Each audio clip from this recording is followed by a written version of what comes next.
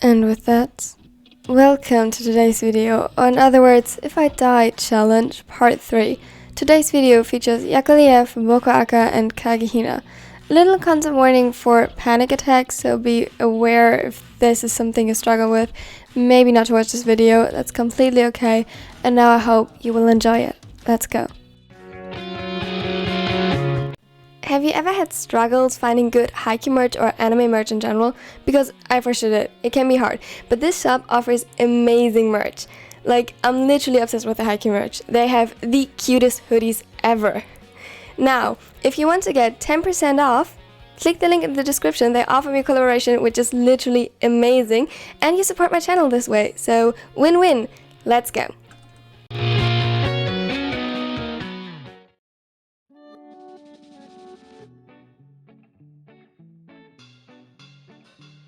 Do you think they're gonna be alright? Well, it's Atsumu, so I'd say it's a 50-50 chance. Sounds about right.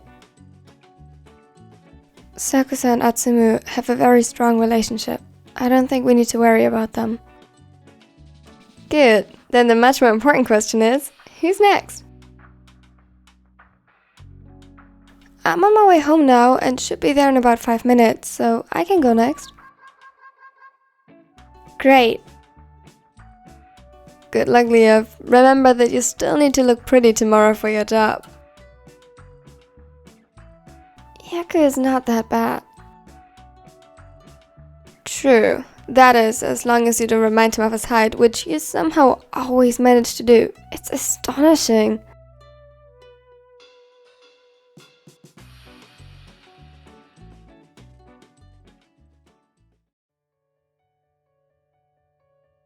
The sky was heavy with low-hanging clouds, dipping the city in a cold and dull atmosphere only interrupted by Liev, who smiled brightly regardless. The photo shoot went well, and it looked like he'd been able to secure the deal with the new client for a more long-term contract. He couldn't wait to tell Yaku the good news. Right after the challenge. Who knows, maybe in case this ended badly, it could save the evening. He was optimistic about it. All things considered, it was the most likely that Yaku wouldn't take the question all that seriously, and even if he did, he was much more considerate than the others knew. He was barely through the front door when he already spotted the head of his boyfriend peeking around the corner.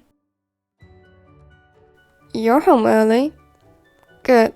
I was just about to get dinner started. Liev chuckled. Next time you come home early, tell me, and then it's your turn to make dinner. He shouted from the kitchen while Liev still struggled to get his jacket off, too distracted by the things on his mind, namely Yaku. When he finally got himself free, he followed the libero into the kitchen and snuck his arms around the smaller's waist. Liev, I'm trying to cook. Well, I'm trying to say hello to my boyfriend after being separated for the whole day. He pouted and Yaku sat in defeat while continuing to slice the vegetables in front of him. They stayed like that for a while, with Liev snuggling up to Yaku's neck, who tried in vain to hide the soft smile tugging his lips upward.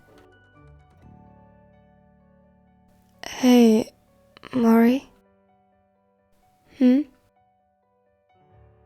What would you do if I die?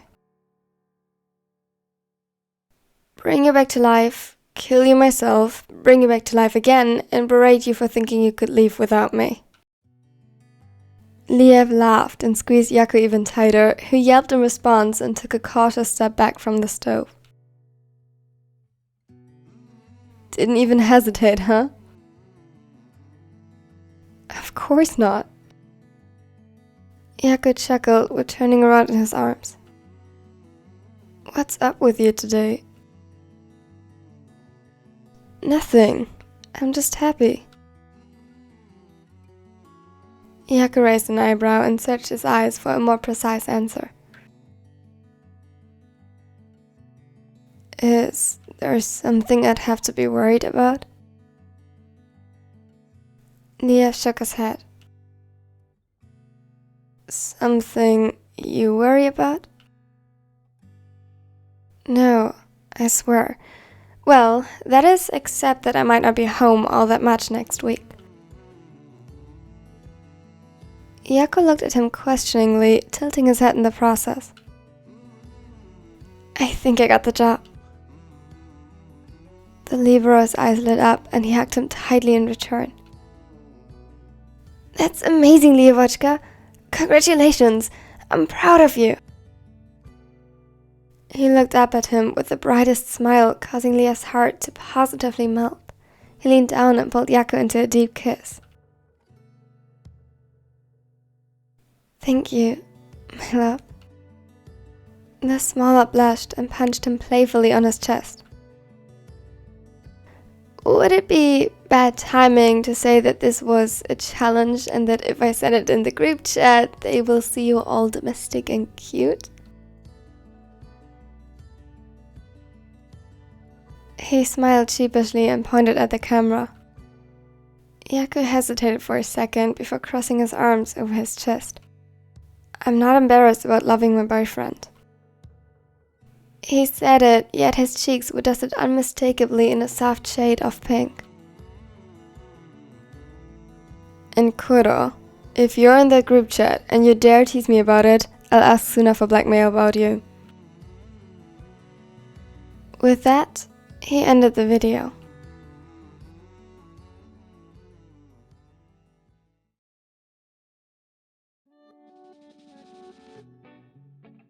What did I do?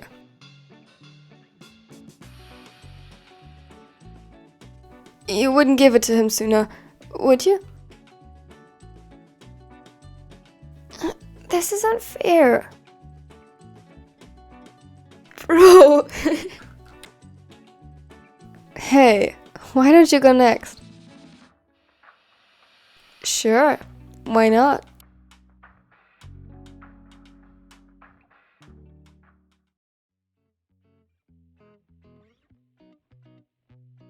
Akashi! He ran into the living room, only briefly stopping by the door to flash a bright smile at the smaller. Akashi looked up from his notes, his lips tugging upwards in a small smile as he saw the ace. Hello, Bokuto-san. The taller pouted at the use of his last name as he let himself fall onto the couch beside him. Akashi laughed and put his notes away so that Bokuto could rest his head on Akashi's lap as usual.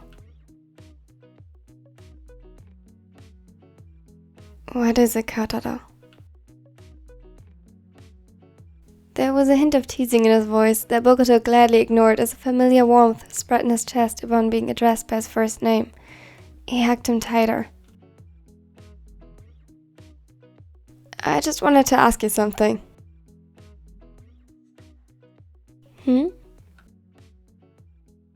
For a brief moment his gaze wandered over to his notes again, but before he could remind Bokuto to please be quick about this so that he could get some more work in, the ace continued. What if I die? What would you do? Akashi paused, looking at him incredulously. All the possibilities he considered in his head beforehand couldn't prepare him for this. It wasn't one of them.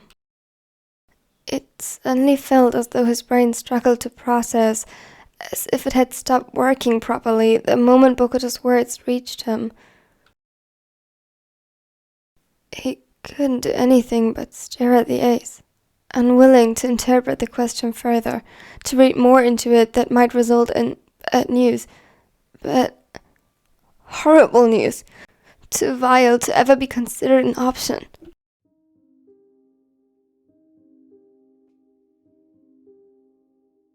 He couldn't allow his brain to go there, or he might never return. Bokuto's absence could never be, even for just a second, part of reality. Not in that way. Not in any way. Don't think about it. Don't think about it. Don't think. He desperately tried to ignore the whys and hows. He didn't want to know what had driven him to such a question, but what if he had to?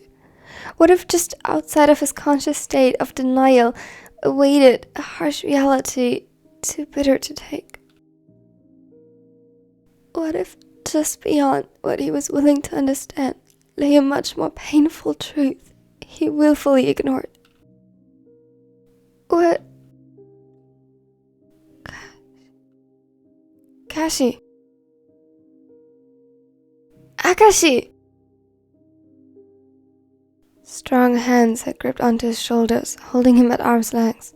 Piercing yellow eyes met his gaze and searched his eyes for an answer. Slightly chapped lips moved as he called out to him repeatedly, breaking him out of his stupor and into reality. Akashi blinked, trying to regain control. All of a sudden, there was a stinging in his eyes, and his lungs hurt as his breaths grew shallow. It was as if he had left his body entirely, only for his physical sensations to multiply in severity once he returned. Akashi, what is wrong? His voice immediately grew soft as he saw that his boyfriend was back with him. He gently, yet firmly, stroked over his arms to ground him and provide a sensation to concentrate on. Hey, it's okay. You are okay. Breathe with me. Akashi nodded, a little uncertainly as he imitated Bokuto, taking deep breaths to the best of his abilities. That's good. You're doing great. A genuine smile spread on the ace's face as he praised him with every successful breath. You're doing so amazing. It's okay. You are alright. Are you though? He forced the words out. If he could, he didn't want to know, but he had to. Huh? Of course. Perfectly fine as always. Akashi pressed his lips together. But you... Why did you ask me that? For the matter of a second, Bokuto seemed puzzled before realization dawned on his face. That's what caused this, isn't it? He looked down, biting the inside of his cheek. I'm sorry, Keiji, but I swear I'm alright. It was just a stupid question from the group chat and I got curious. Akashi looked at him with wide eyes as if he didn't dare believe it just yet. You would tell me if something was wrong, right? Of course. Promise.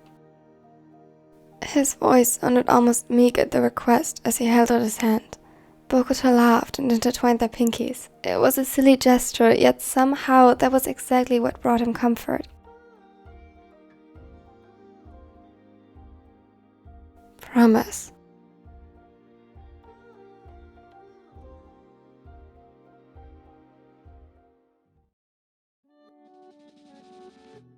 Sorry, but I can't send the video. Akashi wasn't feeling well. What happened? The question kinda caught him off guard. He didn't take it. I'm sorry. I hope he feels better soon.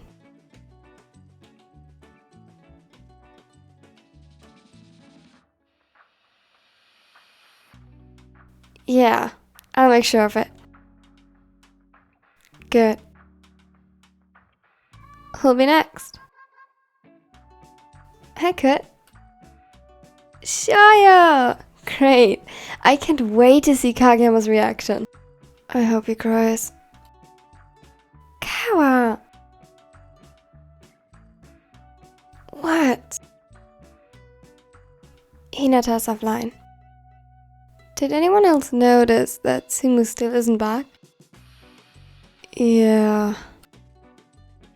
Are we sure they're alright? If it helps, I can go check on them later. That'd be great.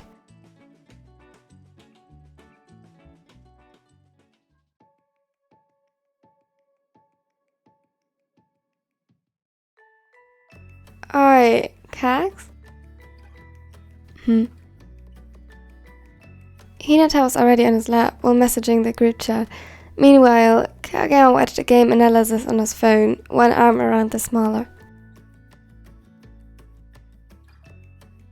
What would you do if I die? He could feel him shrug his shoulders and laugh. I don't know. He brushed through the soft orange curls with his fingers absent-mindedly and pulled him even closer, basking in his warmth. Why would I think about that if I have you right here? Hinata hesitated, unsure if he should continue, and sighed. Yeah, well, but things happen. People get hurt or into accidents and... But not as long as you're with me. He said it so matter-of-factly, still deeply engrossed in the game he was watching, that he almost missed the effect his words had on Hinata. The ginger was blushing, his cheeks dusted in a deep red, and staring at him with wide eyes. When Kageyama noticed, he didn't know what to do with it or how they even got into this situation. Why are you looking at me like that? He was so genuinely confused that Hinata couldn't help but laugh. It was true that most of the time, Kageyama didn't even try being romantic. He didn't sugarcoat things or lie to make him feel better, which was all the more reassuring because he always knew that Kageyama was genuine. For him, it was simply a fact that he loved Hinata just as much, that nothing would happen to him as long as he was here in his arms, because he would protect him. He didn't play a role, the strong protector, or anything alike to pretend and impress. He was just like that. I love you, Kageyama. He sat up in his lap and kissed Kageyama on the nose. He was even more confused as to why he would bring it up so suddenly, but chose not to question it and simply pulled him down into a real kiss.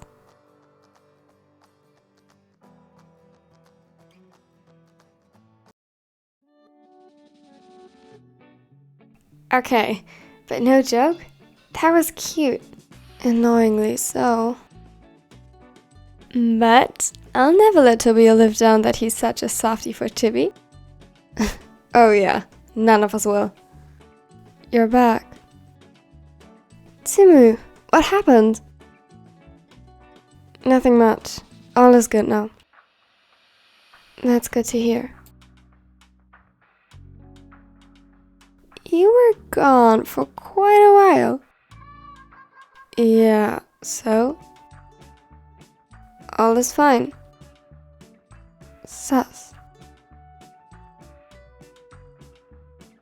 Anyways, who's next? I could. Great. Still sus. Thank you all for watching to the end. I hope you enjoyed it. If you did, consider leaving a like and consider subscribing so you won't miss out on the next parts. And yeah, today it was, I want to say a bit more on the light-hearted side, but then I remember the BokuAka one. I still hope you enjoyed it very much. Tell me in the comments which ships you are most excited for in the next part. And damn it, I forgot. Should really plan these. Either way, I hope you have a wonderful and amazing day. You can check out my social medias as listed a second before. Now I hope you have a wonderful and amazing day.